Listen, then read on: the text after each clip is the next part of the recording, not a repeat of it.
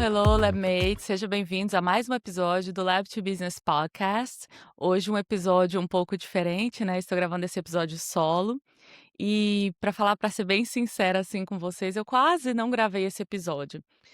Não por falta de tempo, né, nem por falta de assunto, definitivamente não, mas sabe aquela voz interior que aparece, assim, quando a gente quer fazer alguma coisa que sai um pouco fora da zona de conforto, né, e aí a gente escuta: "Mas quem sou eu, né, para falar disso? Será que vale realmente a pena? Será que tem alguém que quer ouvir isso?". Enfim, pensei várias coisas, mas eu pensei algo que mudou completamente a minha perspectiva. Na verdade, eu encontrei, né, vi essa frase, inclusive compartilhei até mesmo lá no meu Instagram, que falava bem essa ideia, né, de que se você não ocupa esse espaço, se você não compartilha algo, não é que o espaço ele fica vazio, né, ele de fato é preenchido por outra pessoa, né, e nem sempre por alguém que tem as melhores intenções, né, ou as mesmas intenções, nem sempre de alguém do mesmo contexto, ou eu gosto de pensar também, né, nem sempre com a mesma honestidade que eu acredito que tenho e que eu quero, trazer aqui também. E esse pensamento então me fez gravar, né, e me fez continuar aí,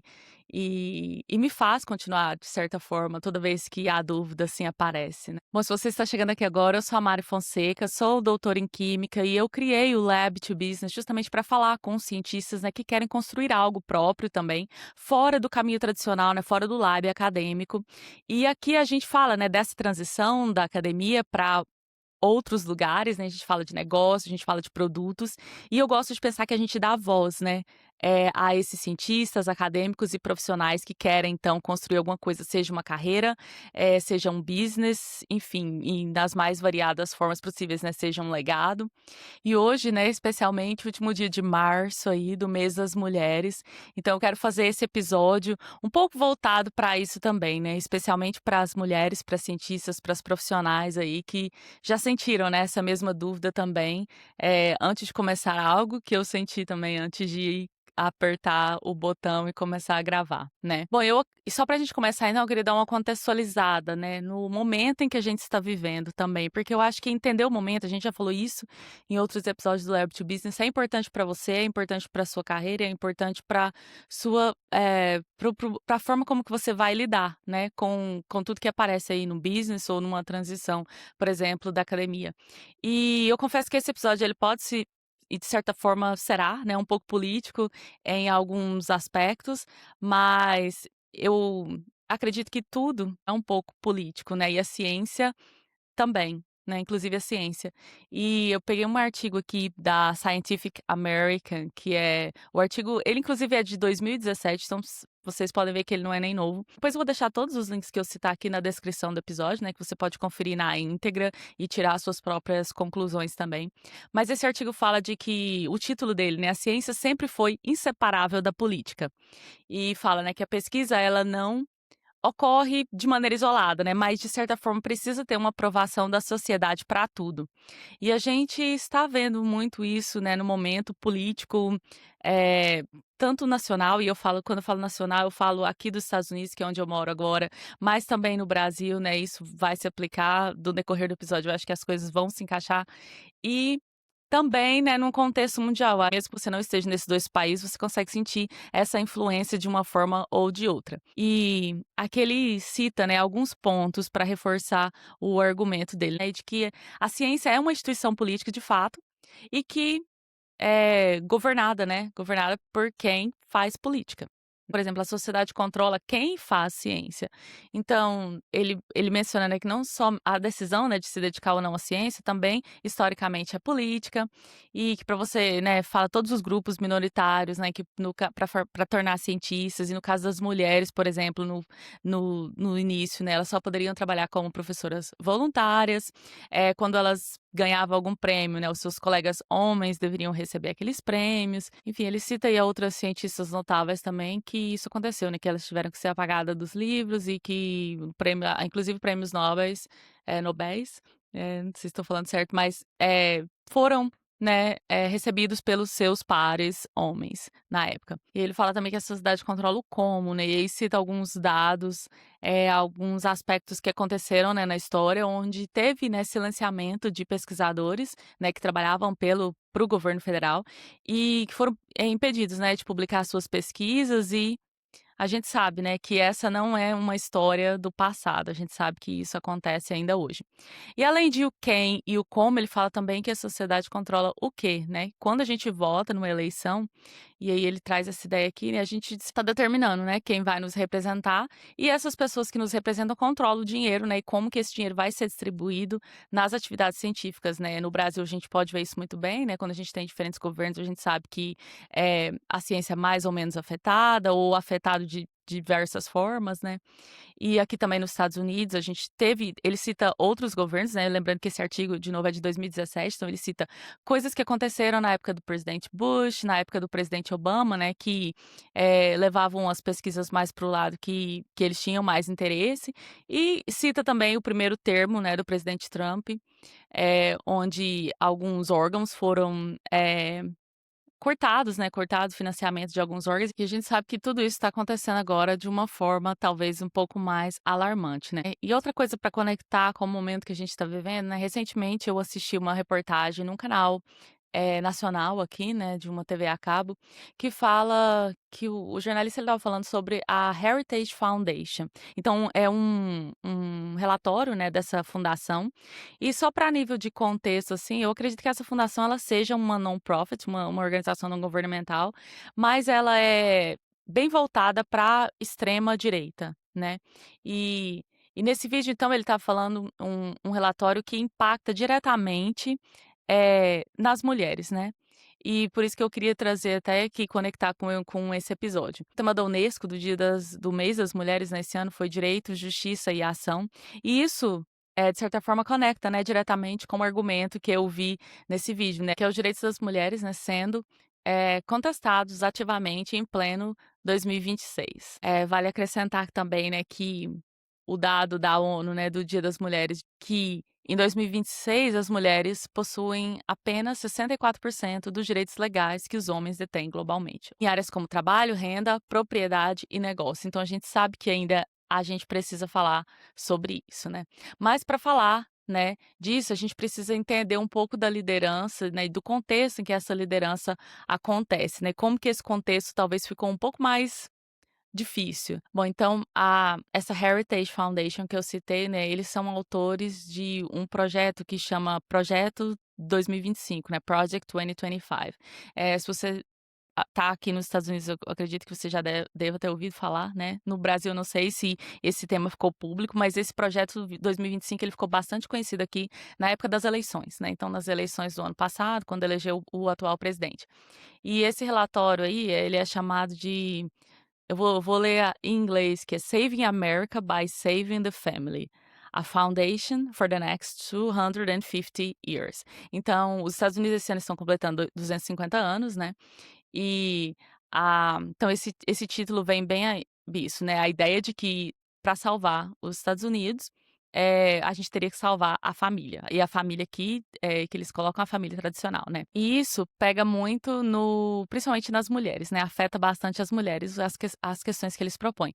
E o documento, né, ele culpa o feminismo aí pela queda das taxas de natalidade aqui nos Estados Unidos, desencoraja mulheres também a cursar o ensino superior, argumentando, né, que a faculdade atrasa o casamento, reduz a fertilidade. E o jornalista coloca, no vídeo, né, no ponto dele que, eles estão a ideia aqui é criar um sistema onde o único caminho viável para as mulheres seria a dependência em um homem para sobreviver, né. Eles estão tentando fechar, tipo, todo o cerco em que as mulheres não teriam independência, sozinha, né. E o vídeo também do jornalista, ele menciona, né, um contexto aí em que uma liderança sênior dessa Heritage Foundation disse em um discurso que todo o esforço, né, tem que ser feito no sentido de evitar recrutar mulheres para engenharia. E que se todo prêmio Nobel se todo ganhador do prêmio Nobel for um homem, isso não seria uma falha, né, seria um motivo para celebrar.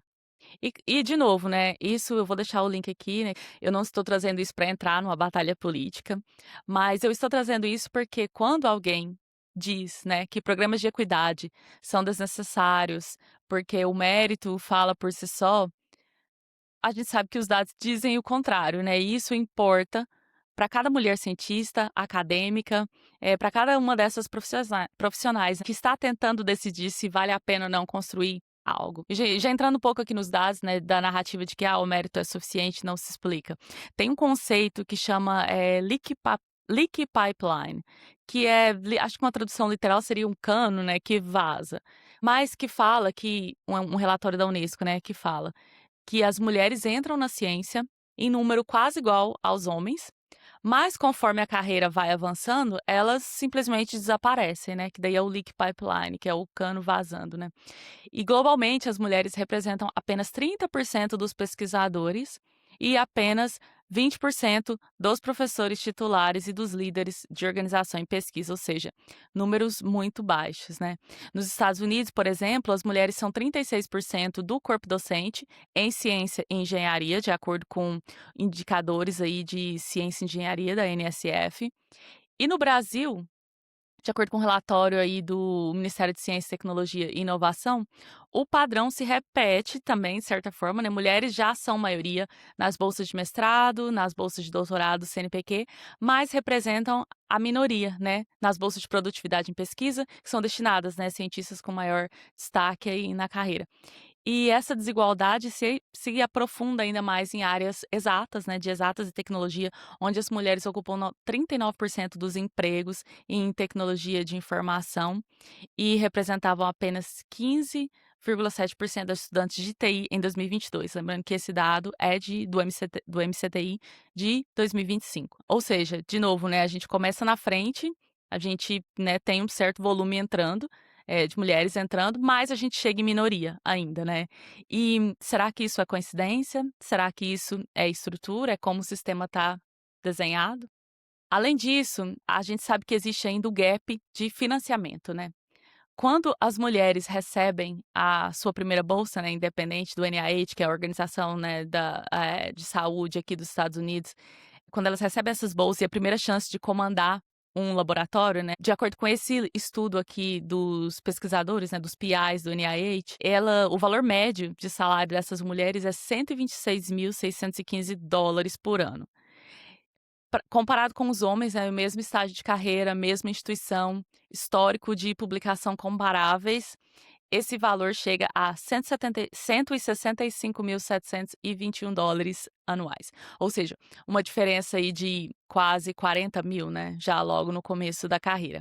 E agora, mais recentemente, né, em março desse ano, um estudo publicado pela uma revista científica de alto impacto aqui dos Estados Unidos, né, os Anais da Academia Nacional de Ciências, mostrou que recentemente, né, nessas bolsas, nos cortes que teve, né, nessas bolsas do NIH, 57,9%, ou seja, quase 60% das bolsas canceladas foram de pesquisadoras mulheres contra 48% né, de homens.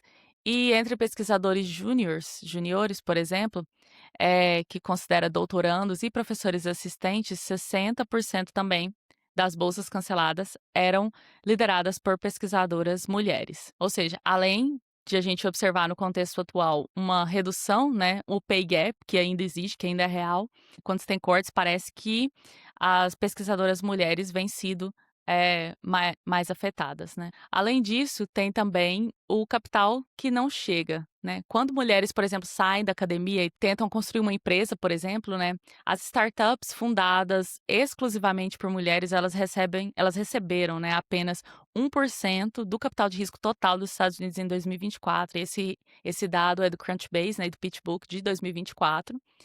Eh, Ao mesmo tempo, tem um dado também do BCG, né, que é do Boston Consulting Group, que mostra que as empresas fundadas por mulheres, elas geram 78 centavos de receita por dólar investido contra 31 centavos de dólar das startups fundadas por homens, ou seja, essas startups fundadas por mulheres geram aproximadamente o dobro, né, de receita por dólar investido comparado com os pares masculinos. E a gente então vê aí, né, que o desempenho é melhor, mas recebe menos, né. Isso seria uma lacuna do mérito ou uma lacuna de acesso? E eu falo disso um pouco também do lado de dentro, né, eu fiz doutorado em química, depois saí um pouco da rota tradicional, né, decidi construir algo em público, né, eu comentei, recentemente sobre a construção, né, do Lab to Business, que iniciou como projeto, mas eu creio que no futuro vai evoluir, né, e num país que não é o meu, né, então sendo imigrante, no idioma que eu aprendi já depois de adulta, num nicho, né, onde também os modelos que se parecem, né, comigo são escassos. Então, houve momentos, de certa forma, que eu como eu comentei aqui no começo do vídeo, né, que eu realmente me questiono, né, será que vale a pena, esse cenário, né, que a gente vê global, nacional, né, aqui no Brasil, aqui nos Estados Unidos, no Brasil, e o cenário global, de certa forma, é um cenário desanimador, né, dá uma desanimada, assim, quando a gente vê esses números.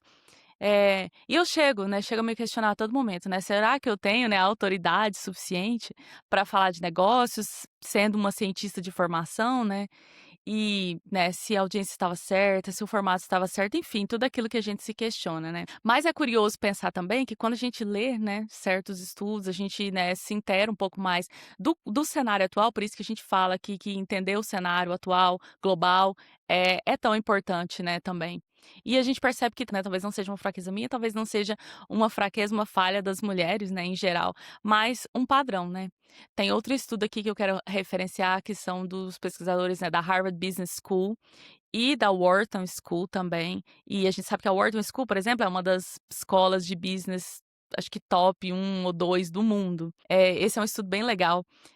Conduziram experimentos com homens e mulheres aí, com bastante gente, se eu não me engano foi 3 ou 4.000 pessoas, com homens e mulheres, então, com desempenho idêntico, e eles avaliaram, né, essas pessoas quanto a self-promotion, ou seja, quanto a forma que elas se autoavaliam, né. E eles perceberam, né, que as mulheres tendem a avaliar as performances delas menos favoráveis do que os homens, fazendo a mesma coisa, no mesmo nível ali, e esse gap nessa autoavaliação ele persistiu, mesmo quando o incentivo para se autopromover, ou seja, inflar, né, a sua própria promoção, ele foi removido, e informações, né, sobre outras pessoas, né, de níveis semelhantes também das autoavaliações delas foram disponibilizados. Esse estudo ele mostrou então que mesmo quando as mulheres, né, sabiam que essa autoavaliação influenciaria aí diretamente a decisão de contratação, e o salário, por exemplo, mesmo assim o gap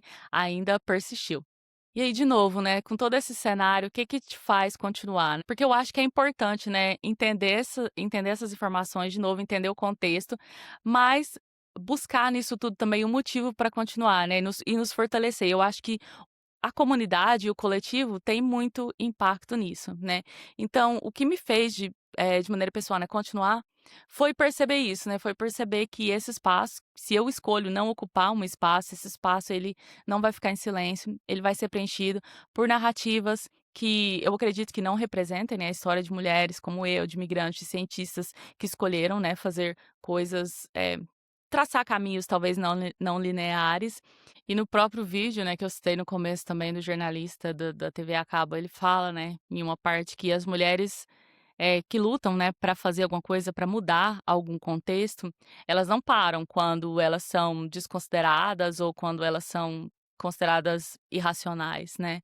E quando elas conseguem alguma coisa também, todas as mulheres que conseguiram algo, elas não pararam quando elas ouviram, né, de que as meninas, as mulheres, elas não necessitam oportunidades iguais e que as mulheres não vão parar agora, né. E eu acredito que esse é eu acredito que isso seja uma verdade, né, eu acredito que isso também é sobre nós, né, sobre cientistas que estão tentando construir algo, que estão navegando aí, né, hoje na academia ou nessa transição, e que que estão construindo algo também, mesmo quando o sistema, né, não foi desenhado, não foi designado para facilitar, mas talvez para colocar barreiras, né.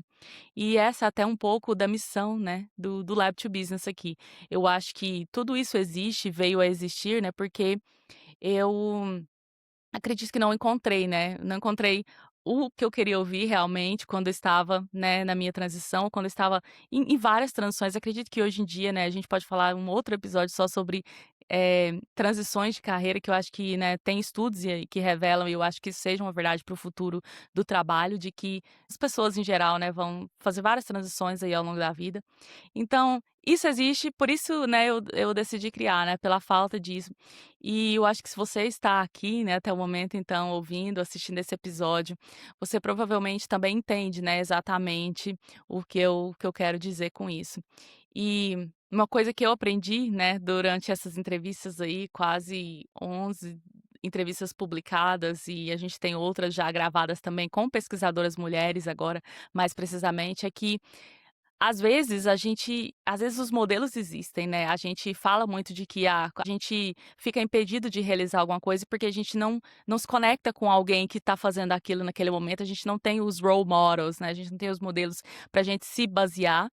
E eu acredito que esses modelos existem, né, a gente já deu voz aí a várias cientistas que estão fazendo coisas incríveis, mas muitas vezes eles estão um pouco invisíveis, né, ou não tão fáceis de serem encontrados. Por isso eu acho tão importante, né, amplificar isso também.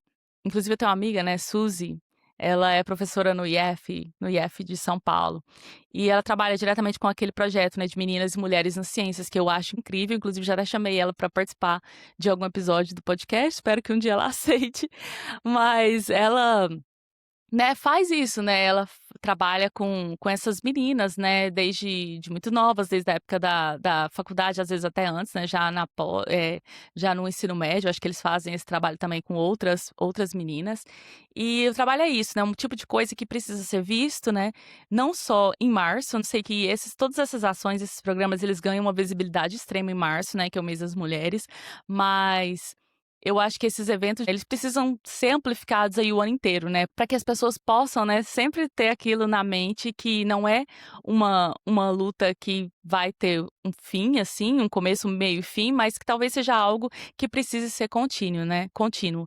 E então, né, o ano inteiro isso precisa estar na mente para que isso também se transforme, né, em decisões concretas aí de financiamento, né, de convites, de amplificação, de visibilidade. E voltando de novo, né, ao vídeo do jornalista, ele também pega um ponto que ele fala que essa invisibilidade, né, talvez que eles estão propondo, né, para as mulheres cada vez mais, não é acidental, né, mas uma narrativa assim que de causa mesmo ativa que quer que essas mulheres qualificadas acreditem que o seu lugar não é na liderança, nos negócios, na voz pública, né, ou seja, que o seu lugar é ser invisível, é ficar atrás, é ficar calada, né.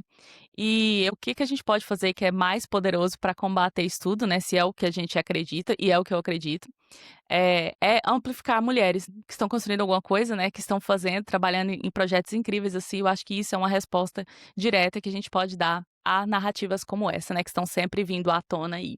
E eu pensei também que seria muito importante também a gente falar de o que que a gente pode fazer, né, de ações concretas.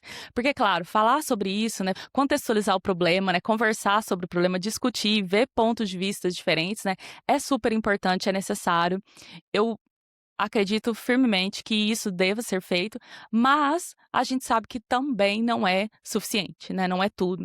E aqui estão algumas formas reais aqui que eu pensei que a gente pode apoiar, né, mulheres cientistas, acadêmicas, essas profissionais, né, de laboratório que estão querendo transitar aí para ou uma carreira fora da academia ou, construir algo próprio, né, seja uma startup científica, seja monetizar a sua expertise, enfim, seja contribuir com políticas públicas, né, em órgãos, instituições governamentais, então uma infinidade de coisas. E eu acho assim, né, que se você está me ouvindo aqui, você é uma cientista, pesquisadora mulher, você pode se identificar com isso, mas se você é um homem, né, e você está ouvindo isso aqui também, tem coisas que os homens também podem colaborar, né, para que esse cenário coletivo seja melhor, né, eu acho que todo mundo tem a ganhar com isso, não só diretamente as mulheres, né.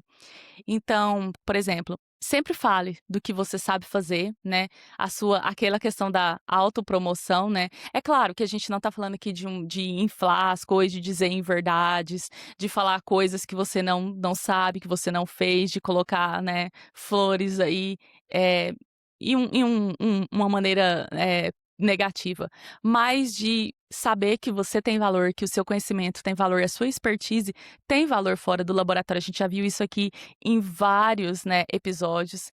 a gente recentemente, né, no penúltimo episódio com a Raquel, ela fala muito isso também, que quando ela saiu, né, quando ela começou um pós-doc, que ela teve contato com outras empresas, que ela viu que o conhecimento dela valia em outros lugares e que ela poderia usar aquilo também como uma forma de liderança, de criar, né, de fundar um negócio próprio. A gente já teve outras fundadoras que também, né, que eu não quero nem citar para não deixar, né, para não esquecer de nenhuma, mas é, é importante que você saiba que isso tem valor, né? Então você pode criar consultorias, cursos, produtos digitais, serviços, é uma infinidade de coisas, né? E além disso, eu gostaria de construir, né, a sua visibilidade. Se o projeto é deixar as mulheres invisíveis, quanto mais a gente estiver, né, à tona, quanto mais a gente falar disso, quanto mais a gente tornar o nosso trabalho, as nossas qualificações públicas, eu acho que a gente pode, combater essa onda aí de uma forma efetiva, né. E não somente pensar: "Ah, mas eu não estou pronta", né. Eu sei que as mulheres tendem a isso, e eu não tenho um dado aqui, mas tem estudos, né, que falam que as mulheres costumam aplicar para as vagas, por exemplo, quando elas preenchem, sei lá, eu acho que é uns 80%, assim, que elas acham que elas têm que completar, né, para que ela aplique para uma vaga, enquanto que para um homem é bem menos. Então, essa percepção de estar pronta, a gente inclusive falou até sobre isso no episódio passado com a Mariana e a Adami, e ela inclusive vou até parafrasear, ela falou: "Não esteja pronto e que bom que não estamos prontos, né, não espere estar pronto". E eu acho que isso é certo, porque essa questão de estar pronto talvez seja uma coisa, assim, relativa, é muito difícil de medir, às vezes a sua percepção de pronto pode ser diferente da percepção de um recrutador, por exemplo, né, ou de, enfim, de uma pessoa que vai te dar um financiamento. Então, por que não você colocar para fora aquilo, trabalhar naquilo, mesmo, né, sem estar pronto, e aí você vai melhorando, né, conforme você vai caminhando e conforme você vai entendendo o jogo, né, e o contexto também que você está inserindo. Então aqui a gente já falou muito no Lab to Business, né, de ter um perfil forte no LinkedIn, que é, né, de certa forma, a rede social aí que a gente usa para relacionamentos profissionais. Às vezes participação em podcast, a gente tem pessoas aqui que participaram e que depois falaram: "Olha, recebi contato de pessoas". Eu sei que é uma visibilidade também, né, que a gente pode dar para essas pessoas. Então, se você tem essa oportunidade, eu acho que por que não, né? Cada ponto de presença, assim, que você cria um caminho também, além de te dar uma certa vantagem, às vezes, né, competitiva aí na sua carreira, na sua trajetória, mas também tem que pensar que cria um caminho para que uma outra pessoa que vem depois da gente, né, que vem atrás, se inspire e queira, né, ou possa seguir, ou saiba que é possível aquele caminho, né. Além disso, né, procure comunidades de mulheres em STEM e empreendedorismo, essa também eu acho que é uma ideia boa, né, que eu falei do Meninas e Mulheres na Ciência, que é um projeto que acontece na universidade. Se vocês tiverem ideias, né, de outras comunidades, aqui o Lab to Business também, apesar de não ser uma comunidade exclusivamente de mulheres, mas eu acredito, né, eu quero que seja um espaço, assim, que a gente eleve, né, mulheres cientistas em STEM, que queiram empreender ou que queiram, né, buscar outros caminhos além da academia, mas se vocês conhecerem também, né, outras comunidades aí, deixem aqui pra gente nos comentários, acho que vai ser muito importante compartilhar isso, né, com o coletivo, né, com todo mundo. E então, né, saber que essas oportunidades existem, né, conectar elas de alguma forma, eu acho que pode mudar o acesso, né, a oportunidades e de novo, né, servir de inspiração também para aquelas que vêm depois da gente. Se você é líder de uma equipe, né, de um laboratório, de organização, o que são as coisas que você pode fazer, né? Ações concretas. Olhar para as pessoas que você nomeia, né? Quem apresenta resultado para stakeholders, quem você recomenda geralmente para oportunidades, né? Ou seja, ver se essa representação feminina está, de certa forma, presente aí nas decisões que acontecem no dia a dia, né. Uma outra coisa também que você pode fazer é procurar participar de conferências, né, aceitar convites quando tem algum tipo de representação feminina, e não somente quando mulheres estão sendo excluídas, né. Ou você pode negar esses convites, se você percebe que você está num ambiente assim, ou você pode sugerir, né, mulheres que você sabe que são qualificadas também quando você declinar, né, esse convite. E questionar também, um outro ponto eu acho que é importante, questionar como recursos são distribuídos, né, e recursos aqui a gente pode falar desde a academia até fora dela, né, equipamento, crédito em publicações, tempo, visibilidade, né, em apresentações, participação em reuniões, tomadas de decisão, enfim, aqui tem várias coisas também. E se você quer apoiar financeiramente, por exemplo, eu acho que coisas que podem ser feitas concretas são investir em produtos, né? Produtos, serviços, criados aí por mulheres, que a gente falou de vários, né, antes, né? Cursos, mentorias, ferramentas, consultorias. O apoio financeiro direto é transformador, né? É muito transformador também. Mas se é uma realidade para você, eu acho que isso é uma ação concreta também que pode ser citada aqui. Mas se não, a gente tem várias outras, né, que a gente listou aqui que não envolvem apoio financeiro de maneira nenhuma. E só para complementar esse ponto, né, também se você tem acesso a editais, né, ou ao capital de investimento de alguma forma, olhe, né, para as fundadoras, olhem para as pesquisadoras que estão sendo aí às vezes subrepresentadas, né. A gente sabe que tem dados que provam que esse retorno, né, o retorno sobre esse investimento é comprovado. Então, às vezes essas pessoas precisam só de ter uma chance, né, ou de ter chances aí. E o que você pode fazer se você quiser amplificar também vozes dessas pessoas, né? Bom, tem uma coisa que você pode fazer, né, que é totalmente gratuita, que eu falo aqui, né, e que eu quero te pedir, se você tá até aqui no vídeo, não é seguidor do canal ainda, não dê um like nesse vídeo, ajuda a gente, né, isso você pode apoiar sem ser, né, nada financeiro, mas é uma ação pequena que ajuda a gente continuar levando, né, essas discussões, amplificar vozes dessas cientistas ou desses profissionais que a gente sempre traz aqui no Lab to Business também. Além disso, você pode compartilhar, né? Compartilhar o trabalho dessas mulheres, você pode compartilhar esse vídeo, você pode compartilhar. Não é só um repost, né, que eu falo, mas compartilhar esses trabalhos e por que eles importam, o que eles significam. Então, isso é uma atitude também. E eu acho também que se conectar ativamente com essas pessoas, né? Quando alguém procura um especialista, um palestrante, uma consultora, se você tem a oportunidade, né, de participar dessas decisões, coloque, sugira, né, o nome de uma mulher que você sabe que é qualificada na mesa. Às vezes essas pessoas, de novo, né, precisam de chances, né, e porque qualificações eu acredito que elas tenham. E se você, assim como eu, né, tem um microfone, tem uma plataforma, tem uma audiência, a Raquel inclusive comentou, né, no episódio dela, que ela ouviu, né, essas discussões sobre, né, oportunidades para cientistas, e aqui a gente está falando num contexto geral, não só de mulheres, mas eu acho que é interessante reforçar, que ela ouviu, né, num encontro da SBQ. Então, as sociedades também trazendo esses pontos, as pessoas individuais, né, trazendo esses pontos de que o seu doutorado, sua pós-graduação, ele vale em outros lugares, e como que você pode usar isso a seu favor, tanto para pleitear posições, quanto para desenvolver algo próprio também. Eu acho que é isso que eu tô tentando fazer aqui também. E o Lab to Business, né, como vocês sabem, não é um podcast de política, como eu falei, também não é um podcast de motivação, né?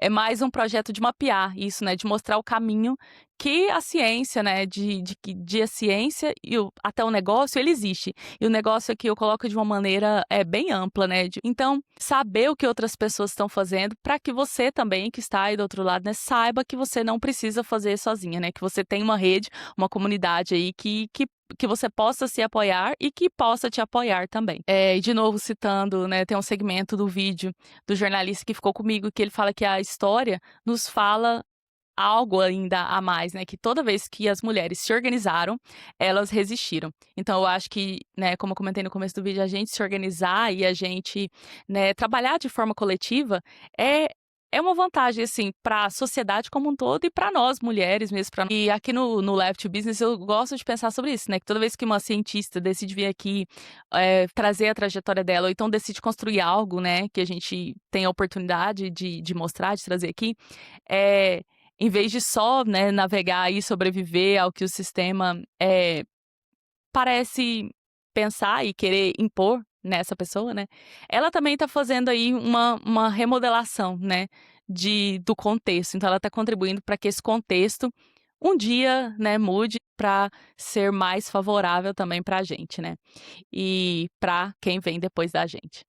Bom, eu acho que eu vou terminar por aqui. Se esse episódio te impactou de alguma forma, te fez sentir algo, deixa aqui nos comentários a sua opinião, né, sobre tudo isso. E eu acho importante a gente ter essas discussões assim também. Se você quiser, as redes sociais do podcast estão todas aqui na descrição, assim como os links, os vídeos que eu mencionei aqui, os estudos. Vou deixar aqui, né, se vocês quiserem verificar também, checar e tirar suas próprias conclusões. E eu te peço que, de novo, né, você compartilhe com uma mulher cientista, com uma mulher acadêmica, dica profissional aí dessas áreas que você conhece. Não é porque é março, né? A gente quer ir justamente, eu tô gravando esse vídeo no último dia de março, porque eu quero que ele ecoe em outros meses também, não fique somente restrito ao mês das mulheres, né? Se você conhece alguma pessoa que provavelmente precisa ouvir isso, que o espaço dela ainda não tá ocupado, mas que está esperando por ela, faça esse favor para essa pessoa aí que você conhece e compartilhe esse vídeo. Quero agradecer você que chegou até aqui, né? Obrigada por estar aqui conosco em mais um episódio. E eu te espero no próximo episódio do Live to Business Podcast. Até a próxima!